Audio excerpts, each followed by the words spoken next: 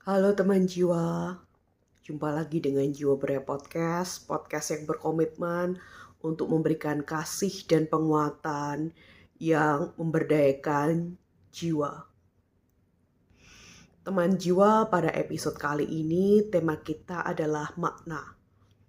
Memaknai perjalanan kita terutama di sepanjang 2025 ini dan juga prinsip-prinsip yang perlu kita hold on untuk tahun kedepannya. Teman jiwa, tahun 2025 ini terasa berat bagi cukup banyak orang. Penuh perjuangan, penuh ujian, ada kehilangan dan sebagainya.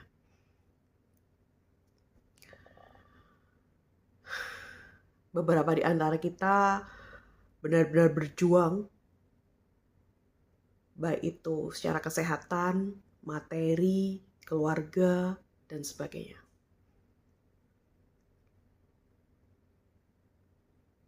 Teman jiwa, tema kali ini ada tentang makna di mana kita akan belajar untuk amor fati atau mencintai takdir.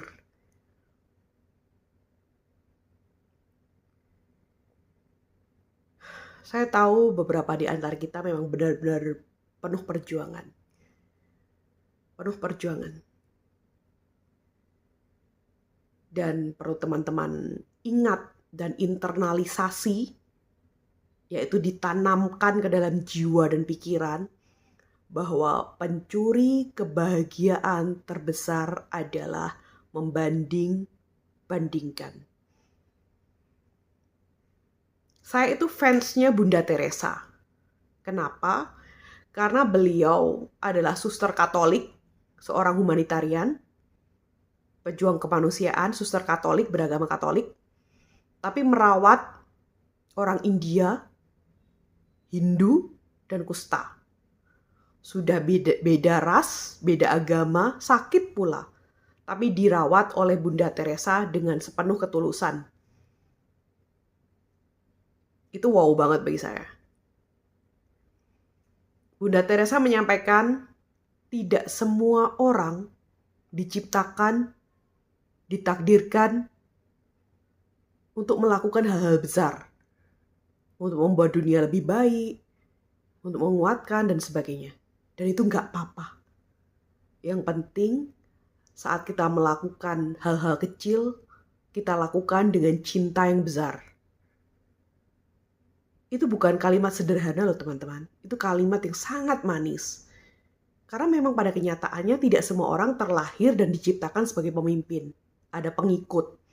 Tidak semua terlahir dan diciptakan jadi artis. Ada fans, ada haters dan sebagainya. Dan itu gak apa-apa. Yang penting saat kita melakukan hal kecil, kita lakukan dengan cinta yang besar. Seperti yang berkali-kali sampaikan, sering sekali saya sampaikan saat menguji ujian kompre atau ujian komprehensif dari mahasiswa saya di Fakultas Psikologi. Saya sering menyampaikan, karena kami, para dosen juga diberi amanah dan bertanggung jawab untuk memberi guide, ya, memberi pandangan dan arahan kemana mereka setelah lulus, di dunia apa, rumah sakit kah, perusahaan kah, sekolah kah, seperti itu. Saya sering menyampaikan pada mereka sebagai closing mahasiswa saya, kerja dimanapun, usaha, wirausaha dimanapun, itu pasti ada nggak enaknya. Itu pasti. Kerja dimanapun, wirausaha dimanapun, itu pasti ada nggak enaknya. Yang penting kamu fokus pada sisi enaknya. Pasti ada negatifnya, pasti ada tidak menyenangkannya.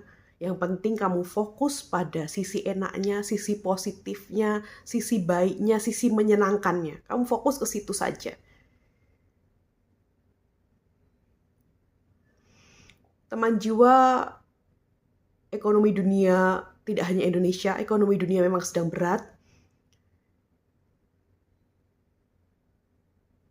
Mari kita saling bergandengan tangan dalam hal apapun. Dan seperti Koko Raymond Suryacin, seorang influencer, menyampaikan dalam salah satu podcast beliau, Koko Raymond menyampaikan bahwa salah satu penyelamat utama dalam krisis moneter pada tahun 1998, yang salah satu yang utama adalah UMKM, perputaran ekonomi pada UMKM. Usaha menengah, kecil, dan mikro. Dan saya pernah membaca postingan dari salah satu akun yang mengutip salah satu quote dari seorang penulis, Bli Putu Eka. Bli Putu menyampaikan,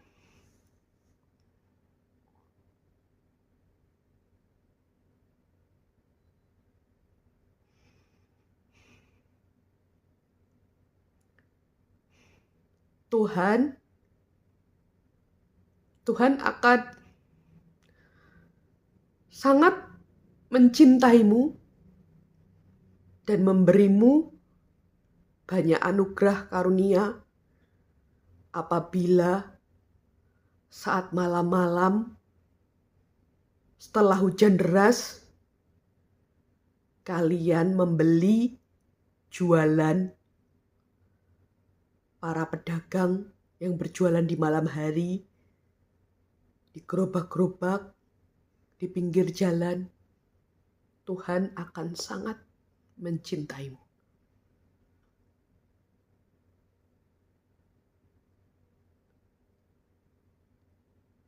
Jualan itu berat, teman-teman.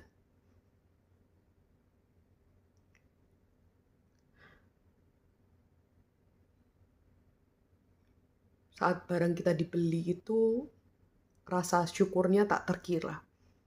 Apalagi jualan di malam hari, setelah hujan, dingin, dan sebagainya. Makanya Bli Putu Eka menyampaikan seperti itu.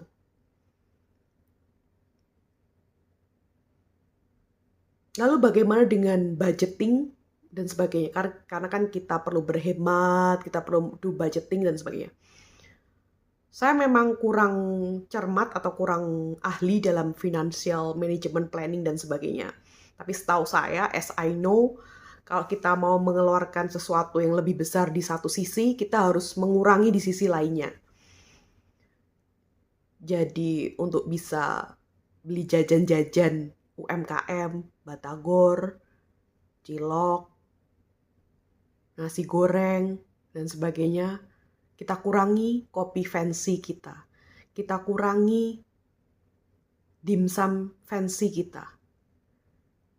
Ditarik, dikurangi yang satu sisi, dilebihkan yang sisi lainnya.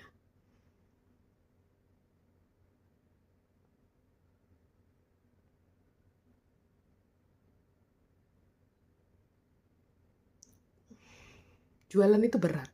Jadi mari kita menjaga Indonesia dengan menjaga satu sama lainnya. Dengan ngelarisi jajan-jajan, ngelarisi UMKM. Beli-beli produk-produk UMKM, sepatu Cibaduyut, sepatu Magetan, dan sebagainya.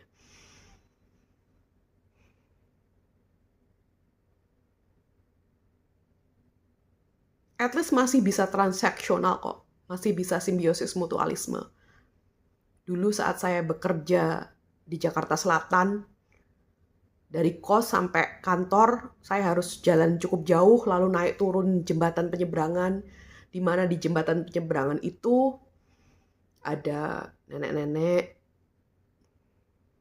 jualan peyek malam-malam, ada ibu-ibu, mas-mas, jualan kopi, roti, bakso, dan sebagainya. Saya sering membeli peyek, donat dari nenek-nenek dan ibu-ibu. Masih bisa transaksional atau simbiosis mutualisme kok. Dengan cara minta doa. Saya nggak suka peyek. Jadi kalau saya beli peyek, donat gitu, karena saat itu gaji saya besar, Saya bagi-bagikan ke adik-adik kos gitu. Ini ada peyek, ini ada jajan, ini ada donat kayak gitu. Saat saya beli peyek, donat, itu saya selalu sering meminta doa nenek-nenek atau ibu-ibu. Bu, Mbah, doakan saya ya, aminin doa saya. Saya pengen sekolah lagi, masih bisa transaksional, masih bisa simbiosis mutualisme. At least dibayar dengan doa.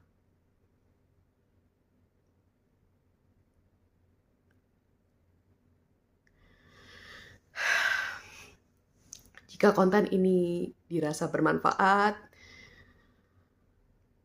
saya juga minta teman-teman mengamini doa Bapak dosen saya dan doa mahasiswa saya. Bapak dosen saya menyampaikan, sudah saatnya dia menuai apa yang sudah dia tabur. Dan mahasiswa saya menyampaikan, semoga apa yang sudah ibu tabur bisa dituai berlipat ganda. Semoga, insya Allah, amin. Amin, Allahumma amin. Terima kasih teman semuanya. Salam bertumbuh dan berdaya. Salam teman jiwamu.